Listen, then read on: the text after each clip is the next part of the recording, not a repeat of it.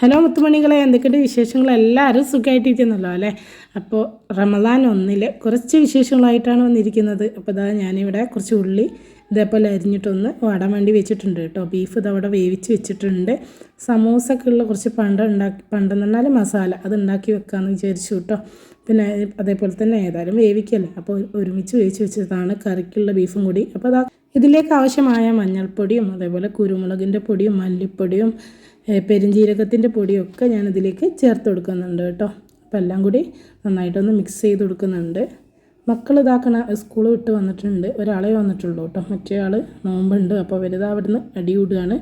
പിന്നെ നമ്മൾ കുഞ്ഞി മോൻ ഇതാക്കണ ഇവിടെ ആൾ കുറേ നേരമായിട്ട് ഇരിക്കുന്ന ആൾക്ക് മതിയായിട്ടുണ്ട്. അപ്പോൾ അതിന് ശേഷം നമ്മൾ ബീഫ് ഞാനൊന്ന് മിക്സിയിലിട്ടൊന്ന് കറക്കിയിട്ട് അതും കൂടി ഇതിലേക്ക് ചേർത്തെടുത്ത് നന്നായിട്ടൊന്ന് ഇളക്കി കൊടുക്കുന്നുണ്ട് കേട്ടോ. അപ്പോൾ മസാലയൊക്കെ ഇതാക്കുന്ന ഇവിടെ സെറ്റായി കിട്ടിയിട്ടുണ്ട്. ഇനി ബീഫ് കറിക്കുള്ളതാണ്. ഞാനിവിടെ ഉള്ളിയും തക്കാളിയും അതേപോലെ ഉരുളക്കിഴങ്ങൊക്കെ അരിഞ്ഞിട്ട് ഇവിടെ വാടാൻ വേണ്ടി വെച്ചിട്ടുണ്ട്. ബീഫ് നമ്മൾ വേവിച്ച് വെച്ചതിനെ കൊണ്ട് പെട്ടെന്ന് റെഡിയായി കിട്ടുമല്ലോ. അപ്പോൾ കുരുമുളകും മുളക് പൊടിയും മിക്സ് ആക്കിയിട്ടാണ് ഉണ്ടാക്കുന്നത് കേട്ടോ. അങ്ങനെ ഉണ്ടാക്കുമ്പോൾ ഒരു പ്രത്യേക ടേസ്റ്റ് തന്നെയാണ്. അപ്പോൾ അങ്ങനെ ഒന്ന് എല്ലാവരും ഒന്ന് ബീഫ് കറി ഉണ്ടാക്കി വെക്കും കേട്ടോ, നല്ല ടേസ്റ്റാണ്. അപ്പോൾ എല്ലാം നന്നായി വാടിയതിന് ശേഷം നമ്മൾ നേരത്തെ വേവിച്ച് വെച്ചല്ലോ ആ ബീഫ്, അതിൻ്റെ ഒരു സ്റ്റോക്ക് ഉണ്ടല്ലോ, അതും കൂടി ഇതിലേക്ക് ചേർത്ത് കൊടുക്കുന്നുണ്ട് കേട്ടോ.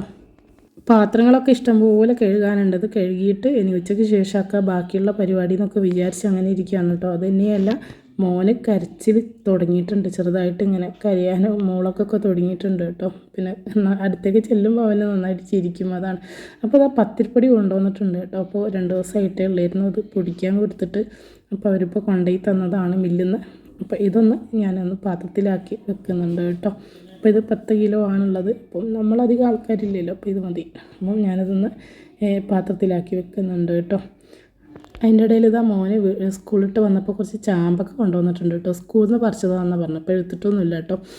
അപ്പോൾ പത്തിരിപ്പൊടിയൊക്കെ ഞാൻ പാത്രത്തിലാക്കി വെച്ചിട്ടുണ്ട്. ഈ അരി നമുക്ക് വീടിൻ്റെ അടുത്തുള്ള ആൾ തന്നതാണ് കേട്ടോ. അൽഹംദുലില്ലാ, അവർക്ക് ഹൈറും ബർക്കത്തും അള്ളാഹു ഏറ്റി കൊടുക്കട്ടെ, ആമീൻ. അപ്പോൾ അതാ നമ്മളെ ബീഫ് കറിക്ക് അത് അവിടെ റെഡി കിട്ടിയിട്ടുണ്ട്.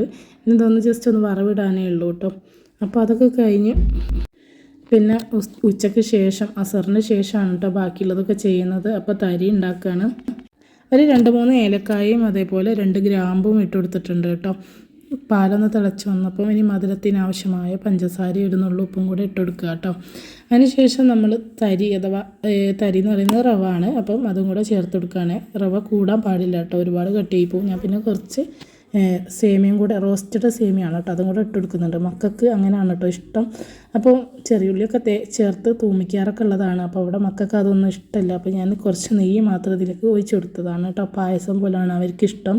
അപ്പോൾ അതേപോലെ ഞാൻ അങ്ങോട്ട് ഉണ്ടാക്കിയതാണ്. അപ്പോൾ തരിയും പായസവും എല്ലാം രണ്ടും അല്ലാത്തൊരു രീതിയിലാണ് ആയി വന്നത്. ഏതായാലും അപ്പം അതൊക്കെ ഇവിടെ റെഡി ആയിട്ടുണ്ട്. ഇനി അടുത്തത് നമുക്ക് നോമ്പ് തുറക്കുന്ന സമയത്തേക്കുള്ള വെള്ളം എന്ന് പിസ്താണ് കേട്ടോ.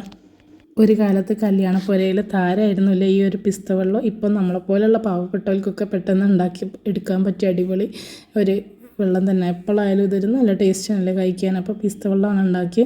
പിന്നെ അതിന് ശേഷം ഒന്ന് ചായ ഉണ്ടാക്കുന്നില്ല കേട്ടോ, ചായക്ക് പകരം കാപ്പിയാണ് കേട്ടോ ഉണ്ടാക്കുന്നത്.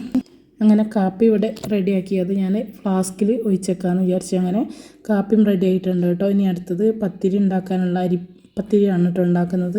അതൊക്കെ ഒന്ന് കിളറിയെടുത്ത് അതൊന്ന് ചുട്ടെടുക്കുന്നുണ്ട് കേട്ടോ. അപ്പോൾ അതിന് ശേഷം ഒരു കടിയാണ് ഉണ്ടാക്കിയത്, ബ്രെഡ് വെച്ചിട്ട് ഉള്ളിൽ ഫില്ലിങ് ഉള്ള ഒരു കടിയാണ്. അടിപൊളി ടേസ്റ്റ് ആയിരുന്നു ഇത്. അപ്പോൾ ഇതിൻ്റെ റെസിപ്പി ഞാൻ അപ്ലോഡ് ചെയ്യാം കേട്ടോ. അപ്പം ഇത്രയൊക്കെയാണ് നമ്മളെ ആദ്യത്തെ നോമ്പിൻ്റെ വിശേഷങ്ങൾ.